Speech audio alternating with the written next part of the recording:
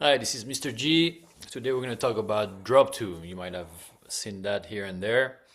The concept is pretty simple. When you have a chord like this, a triad, 1, 3, 5, you drop the second from the right. So you and you play it somewhere else. You play it under, right? So when you move that chord around, if I do that, the one in the middle should be the D, but I played on with my left hand. That's why you drop to the second from the right. Yep. So first thing I would do is just practice that. You go from one end to the keyboard to the other and just as an arpeggio.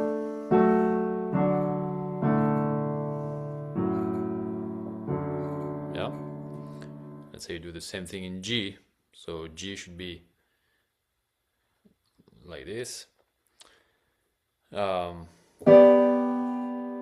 my B, put it on the other side.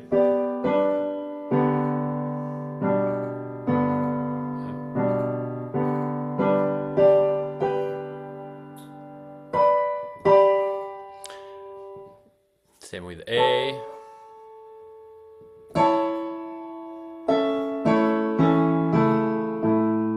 Same with, it works for minors too. So B minor, I would do. Oh.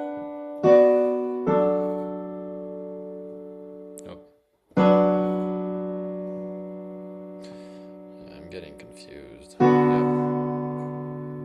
B minor.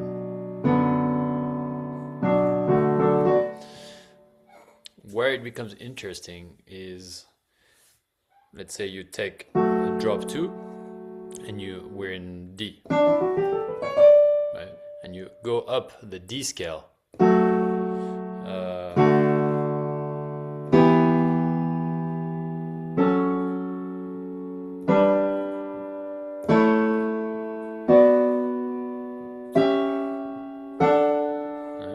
you can move it around.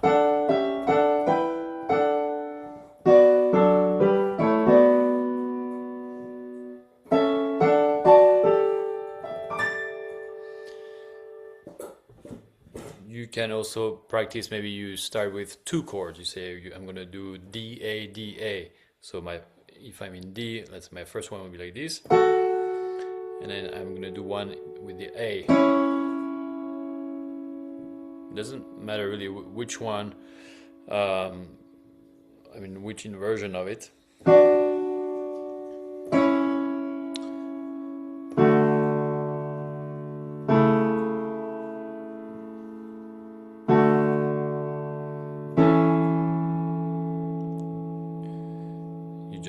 The point is to move it around.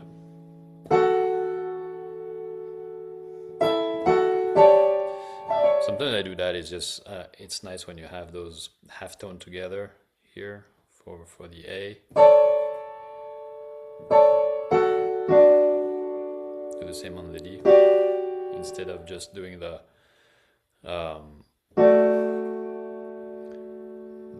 one, the like 3 and 1. I do. Anyway, yeah.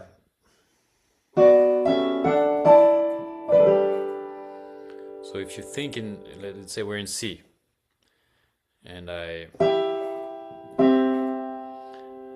move it around in C.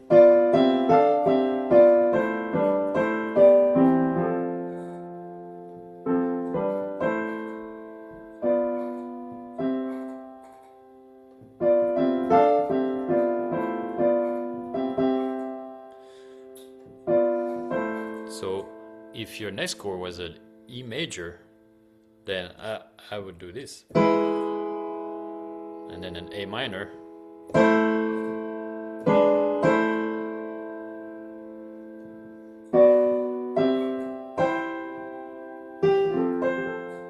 then you can go back to your regular way of playing.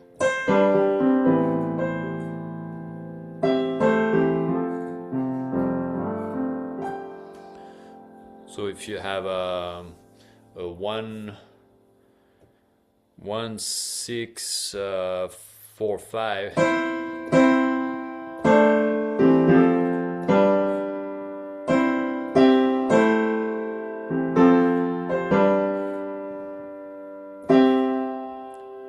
My 1 6 4 5. Of course, sometimes you use little connecting notes, or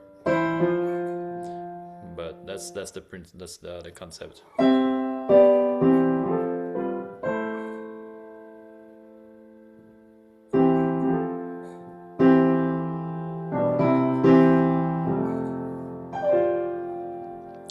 It gets a bit more complicated when you have, let's say, a diminished chord, because you have 4 notes in the diminished chord, and so if you drop 2 with the diminished chord, and you put that F sharp on the left, and then you can move it around.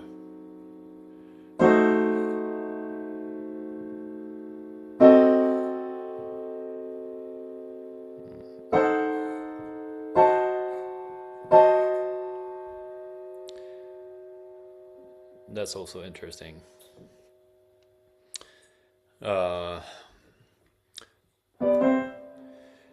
Another thing you can do, because the diminished chord, you can do they're drop twos, but you can like slice them different ways.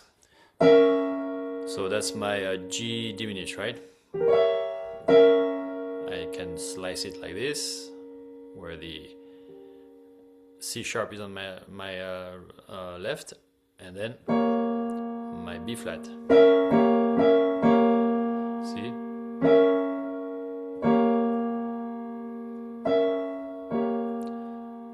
I'll show you some examples, but why it's nice is that, let's say I do this with the G diminished, and then with the F diminished, I do.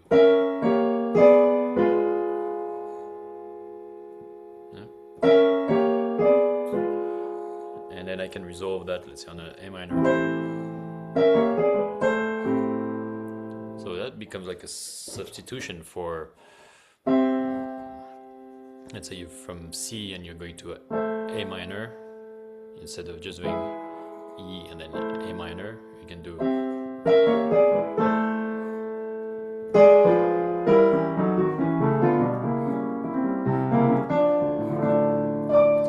So that takes a little bit of practice, but what you do,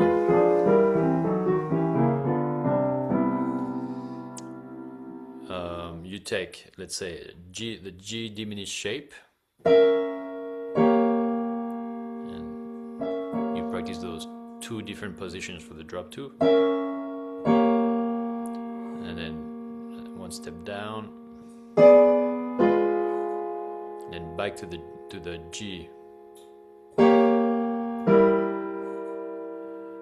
diminished. Same one.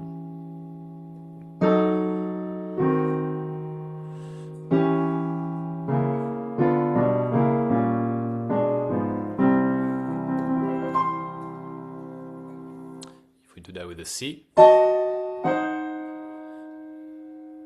G, the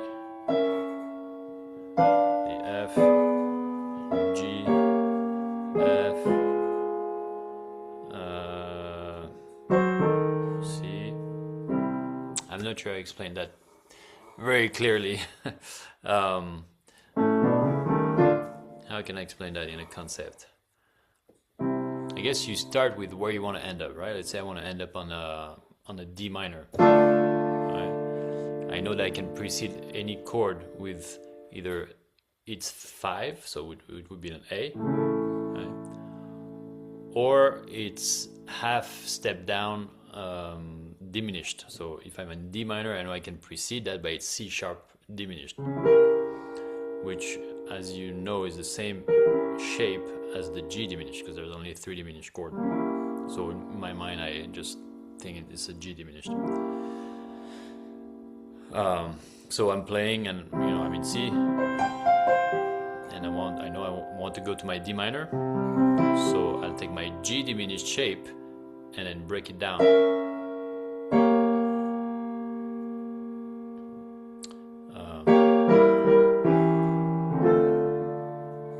And land on my D minor.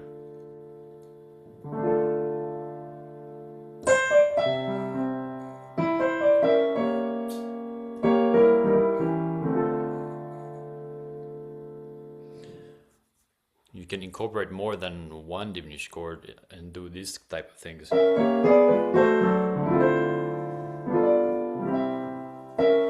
So it's a good exercise to just, again, move them around. And really, when I do that, I don't really think, oh, this chord and then this diminished chord. I think more of a melody, and I look at my pinky, where am I, and then from there, what diminished chord can I build, you know?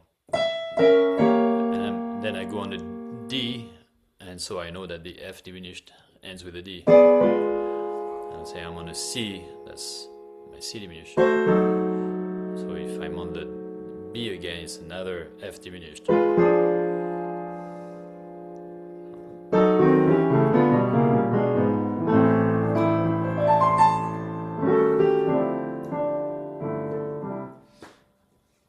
Yep, so drop 2, very nice for this type of ballad or worship song, very airy.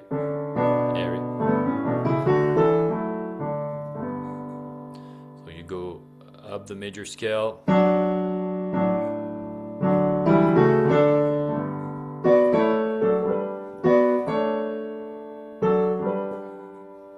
B minor, drop 2, A, drop 2, D, G. That's my 6, 5, 1, 4.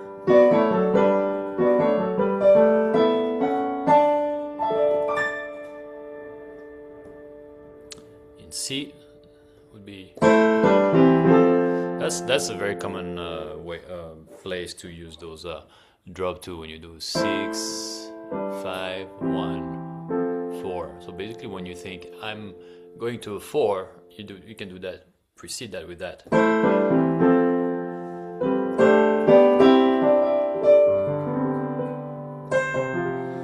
I can never think of a song to give you an example, but whatever song I have, so all the songs I have at 4.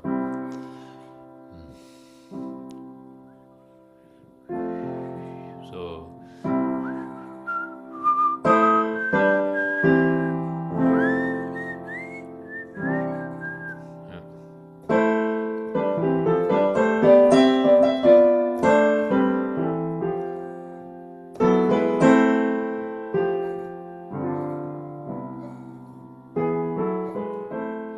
those drop 2 often are used when you use the 5 before you go to a minor chord. So if I'm in A minor and I'm going to break down the 5 like this, and I just go up.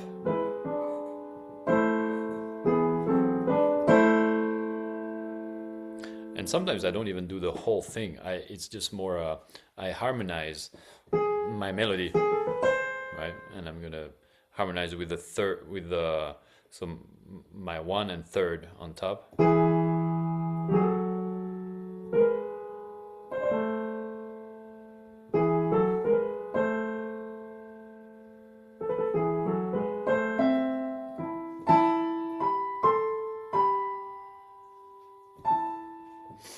And just that sounds amazing. So you're in C.